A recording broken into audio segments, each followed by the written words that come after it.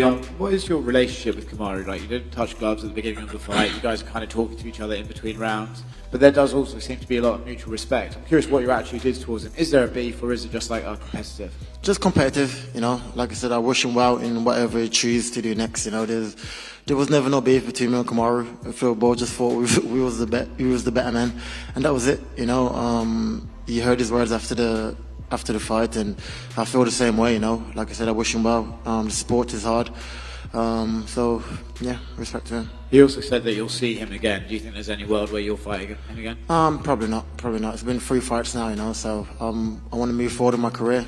So yeah, I'll look towards more different fights.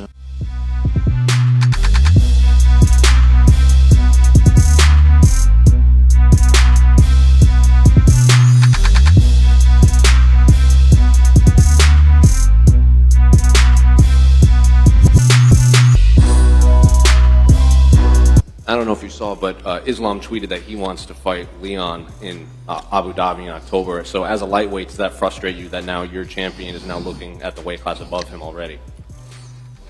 Out of my control.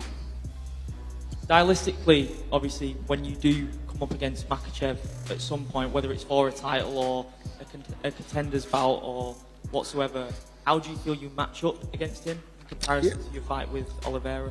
Yeah, I think he's similar to Khabib, but he's not Khabib. I know that for a fact. You know, for one, he's got finished before. He has a loss.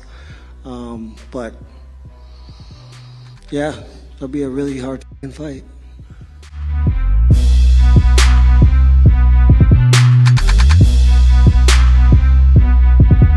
What do you think about the fight with Jorge and Gilbert Burns? How do you see that going down?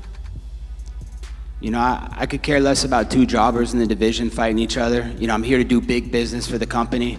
You know, I came out to London to put some sizzle on this event. You know, there was no charisma. No one was talking about this event. Like, I had my buddy, you know, from the Miami Beach Police Department, and he was talking about how all the guys love fighting at the department, and they're like, hey, who's fighting this weekend? What's going on? Who's the fight? Like, these guys are avid fight fan lovers, and they had no idea there was even a fight this weekend. That's how irrelevant these guys are. And you guys saw that with my numbers yesterday at my weigh-ins. I did more numbers and more clickbait for all you guys than anybody else would have ever done. And it's not even close. So, you know, I don't care about anybody else in my division. I just want to fight the biggest and best fights. I want to fight for the title, and I'm the best fighter this division's ever seen.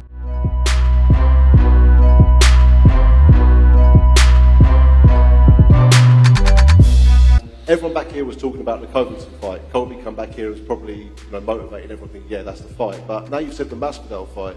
If he wins that, there is history there, isn't there? And that is the fight to make.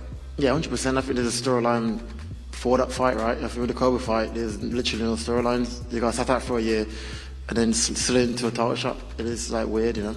I know you said that you had no ill will towards Kamaru and it's just business at the end of the day. When it comes to Masvidal, what's that relationship like? And would you be able to keep composed if you did have a fight with him because there's that much hatred there? Yeah, for him, I just don't like him. I think he's a weirdo, so I don't know. I don't know what to say about him, you know. The only reason I'll give him the shot is because I don't like him. I mean, how do you think a fight with him would go? Do you think he actually styles up with you, or do you just... Nah, I think it'd be an easy fight for me, you know, and that's it. Any reason why he's a weirdo? He's just a weirdo. Thank you. Thank you. Someone who you've never really considered is Bilal Muhammad. Dana White was just up here saying they're going to do him versus Shavkat next. Curious if your thoughts on that fight. It's a good fight. It's a good fight, you know. But like I said, for example, Bilal Muhammad, he's been like fighting, you know. Colby hasn't been fighting, and he's still competing, you know. So yeah, like I don't care who wins out them two, and that's it.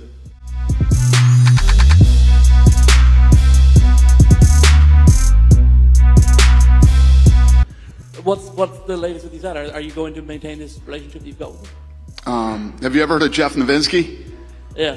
Ask him these questions. I don't give a shit about any of that stuff anymore. That's his problem. I don't get involved in the drug testing situation whatsoever. I know nothing about it, and I don't want to know nothing about it. I leave it to the expert. He's the expert in this thing, and you guys call him and interview him anytime about it. It seems pretty important, though. I mean, this is your biggest star. who's coming back after 2 years out. This seems like the only thing in the way of it happening. He's ready to go. He could probably fight tomorrow if he wanted to, Conor, right? And Michael Chandler certainly as well. This seems like the only stumbling block you guys have left.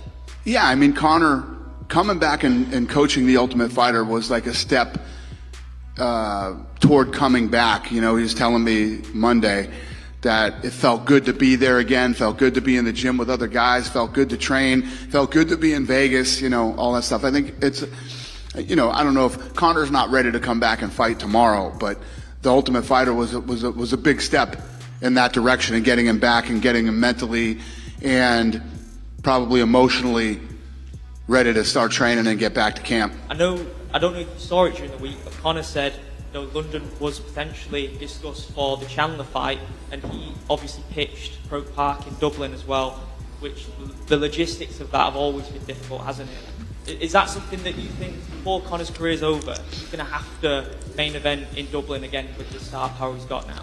Well, obviously when Conor was the champ and the double champ, I mean, I wanted to do Croke Park so bad, but logistically it never worked out for us. We couldn't get them to work with us. To, you know, they closed the subways down at a certain time that wouldn't have worked, and obviously we'd love to come back to Dublin too, but I don't know. We'll see what happens. I don't even know when he's going to fight yet, and his next fight definitely wouldn't be in Ireland.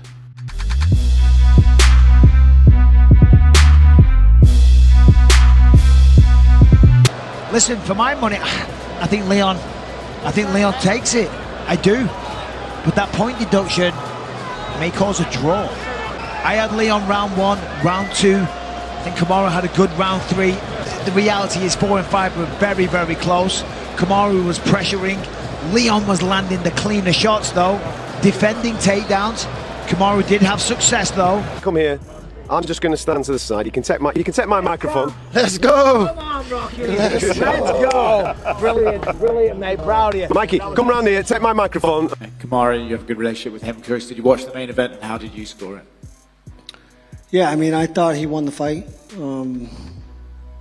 but I'm probably as biased as the judges. Certainly not as biased as Michael Bisping, who shouldn't have been nowhere near a microphone during that fight. Yeah, sucks. Is that something the UFC needs to look at, like having guys who are friends of the people fighting not commentate? It's not my call. I just thought it was very unprofessional.